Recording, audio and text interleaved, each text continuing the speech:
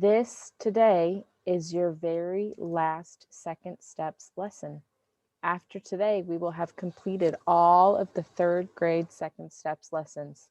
Woohoo! So you're going to graduate after today, assuming you turn that work in and it looks like you tried and you gave it good effort. So let's get to it. And then we will, oh, hold on, birthday boy just came in. Where's he at? Where's he at? There's the birthday boy. Happy birthday. He dabs his birthday. Very nice. All right, Sankyu, you're just in time. We're getting ready to start our second steps lesson. Just in time for your birthday. Here we go. Today, we will continue our second steps curriculum by looking at Unit 4, Lesson 21, Dealing with Negative Peer Pressure. Peers are people your own age. Many times, your peers are very important to you, but sometimes peers try to make you do things that you don't want to do. That's negative peer pressure. Today, we're going to use the problem-solving steps and your assertiveness skills to handle negative peer pressure. Mateo just told the group about a new rule for their game of tag. He thinks it will make the game more fun. Raj thinks it will make the game too dangerous, and he says no. Mateo is telling Raj he can leave the game if he doesn't like the rule. How is Raj feeling? And how do you know? Share your ideas with your class. All right, how's he feeling? How do we know? What can we tell here? Aiden Hampton, how is Raj feeling? He does not want to get hurt, so he didn't agree on what Mateo agreed on. And how does that make him feel? Sad and scared. And how do you know? His face. Okay, we can tell by his facial expressions. That's one way to learn emotions. Great. Aiden G, how is he feeling and how do you know? He's feeling mad. He's feeling mad because he wants to play tag the regular way, but Mateo wants to play his way. I figured that he's mad because his arms are crossed and his face is scrunched up.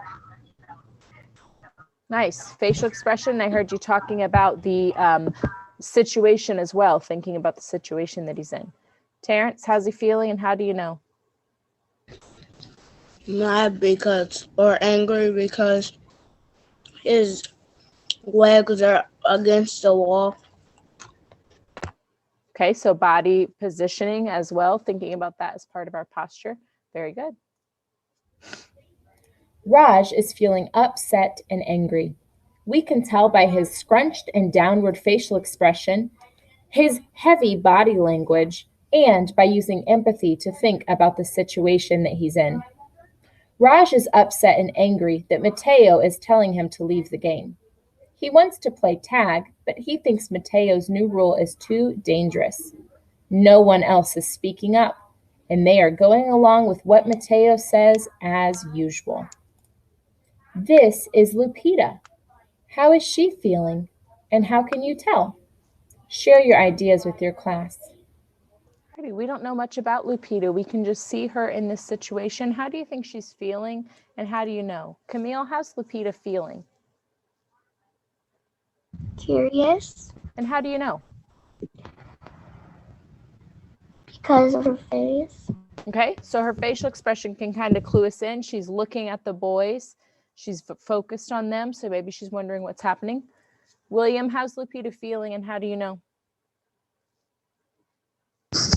She might feel a little scared, kind of, because like the way she's turned, so she's ready to move because she doesn't know if they're going to fight her or something. Yeah, I'm kind of seeing her body. She's got her arms guarded, and she's kind of staying back and sideways, so maybe she can get away quickly if she needs to.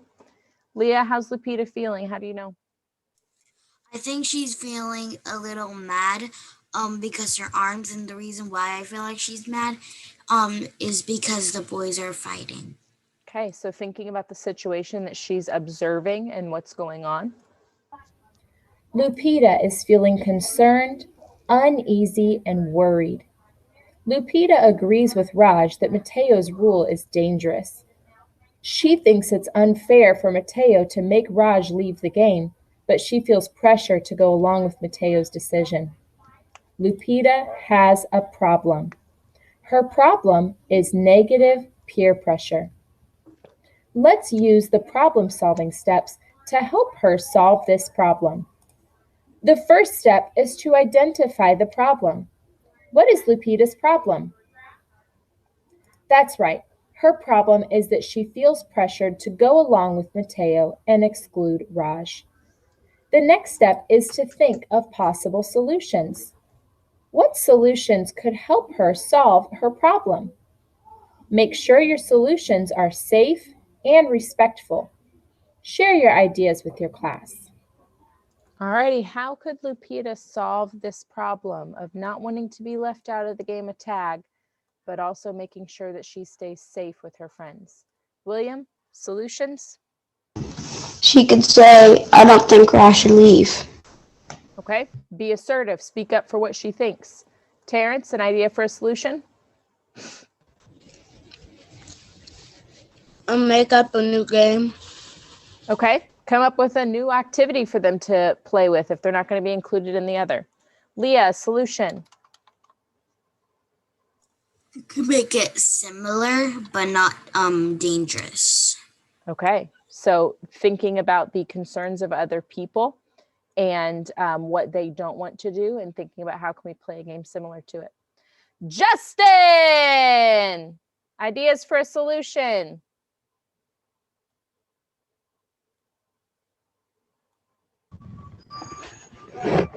Yes. Yes. What's your ideas for your solution, Justin?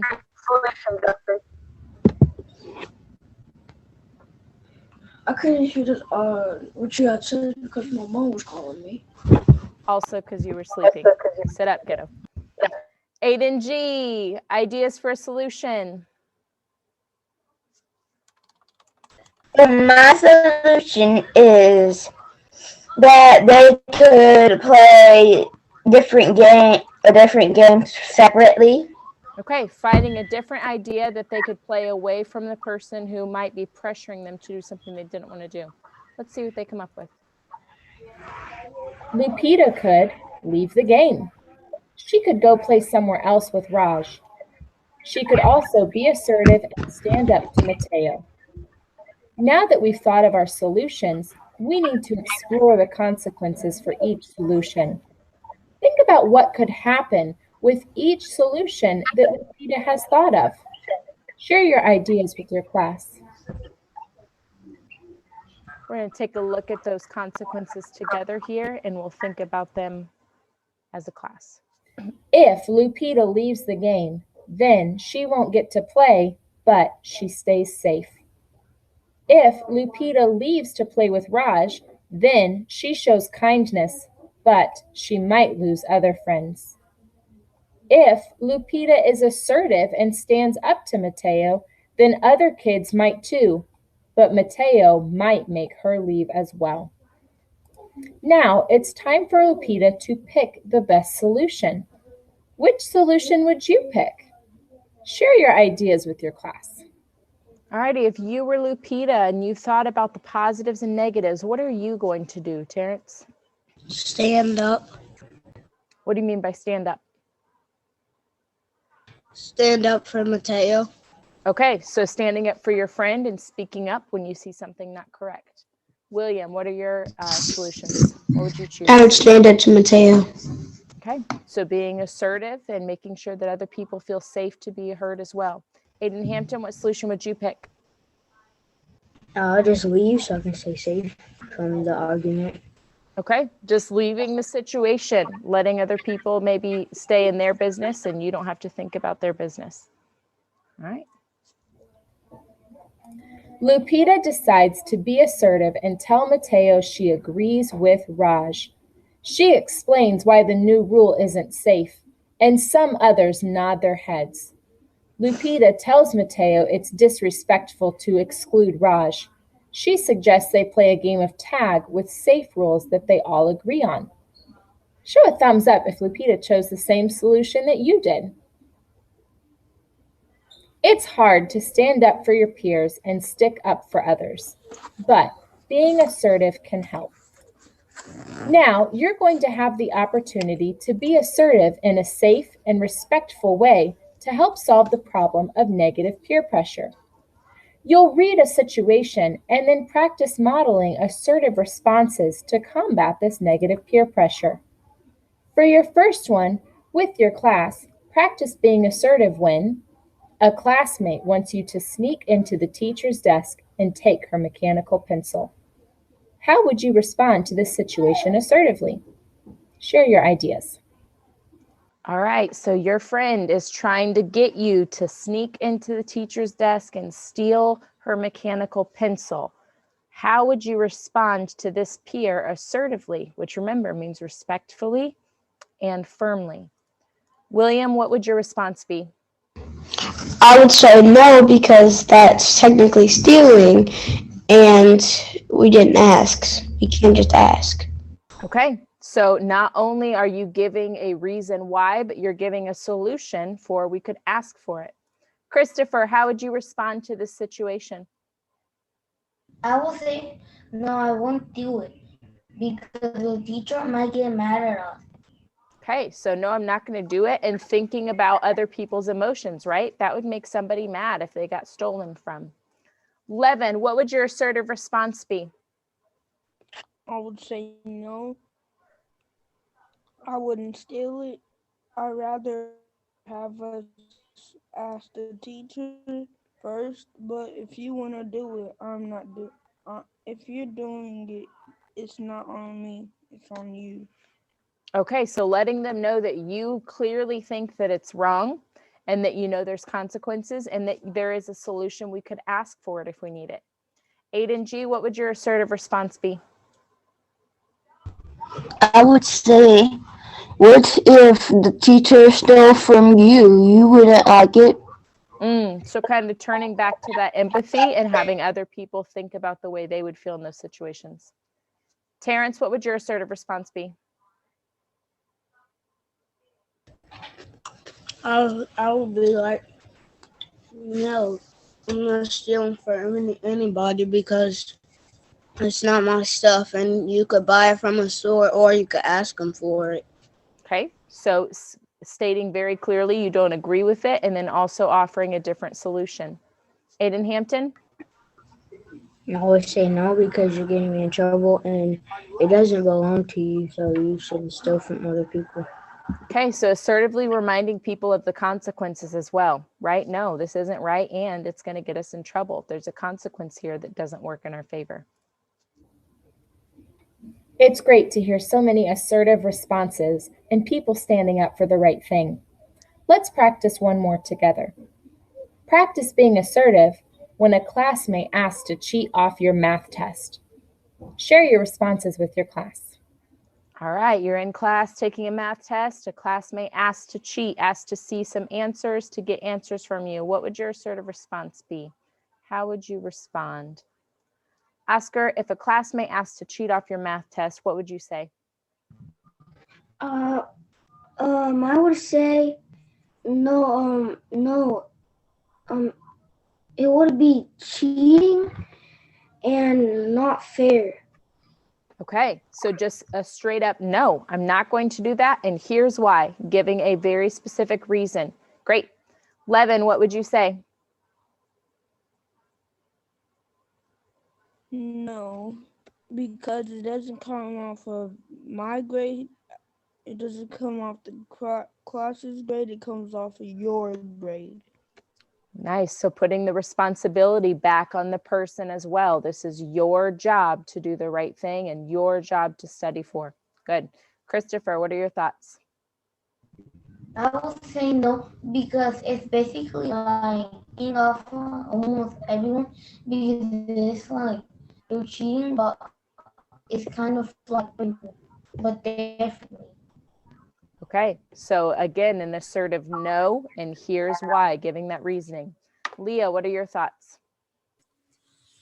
No, because if you cheat, you'll never learn how to actually do that. Helping someone think about the future as well. No, this is going to hurt you in the future as well because you won't be prepared or understand. Terrence, ideas? I would say no, and I would say, do you want to? I mean, I would be like, but I can ask the teacher if I can try and explain it to you. Okay, so yeah, giving a solution. So other people have given a reason, and now we could say like, no, but our teacher would be able to help you, or I can ask if I'm allowed to. Great. William? I would say no because you'll never learn, and you're not supposed to copy off of somebody. And if you do copy off of them, it, it'll pretty much be them teaching. It'll pretty much be their grade because you didn't do the work. Okay, an assertive no and talking about the consequences. We'll go Aiden Hampton, Aiden G, and then we'll move on. Aiden Hampton.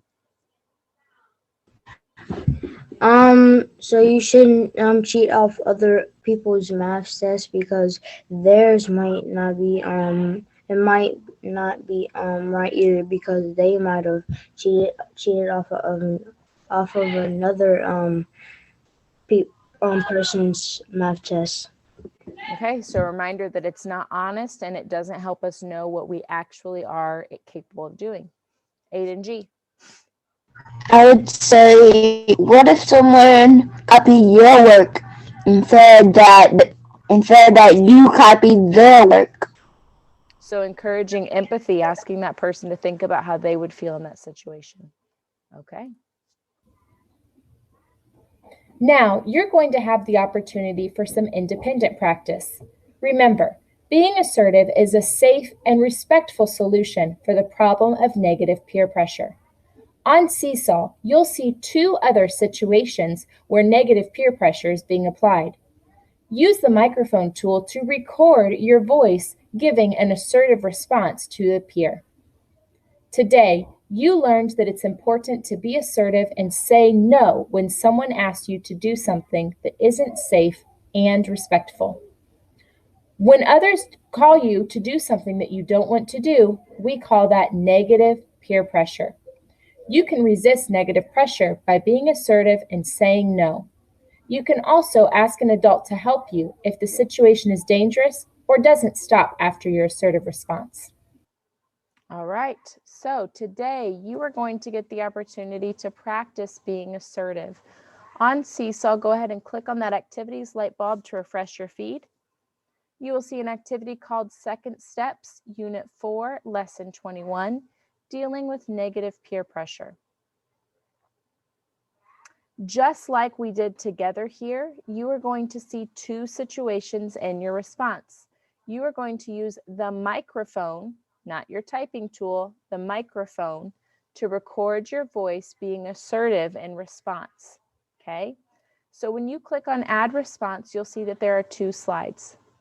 The first slide says, record yourself assertively responding to, a peer wants you to keep the $5 bill you saw someone else drop on the ground. Okay, so you saw someone drop $5, your friend tries to tell you to keep it. How would you respond? On slide 2, a classmate wants you to jump off the top of the jungle gym, but you know it is too high. Okay, so you got some pressure at recess. Again, you are recording yourself with the microphone, okay? Assertiveness has to do with the way your voice sounds. I can't hear how your voice sounds if you type it, all right? So use your microphone to complete slides 1 and 2. I'm going to send you into some breakout rooms independently by yourself, no partners, all alone, 0 other people with you, alone. Did you hear that? Alone. So that you can record without other people hearing you, okay? So go ahead and add response. You're going to complete slides 1 and 2 in the breakout room. I'll give you guys about 4 minutes to complete this, okay?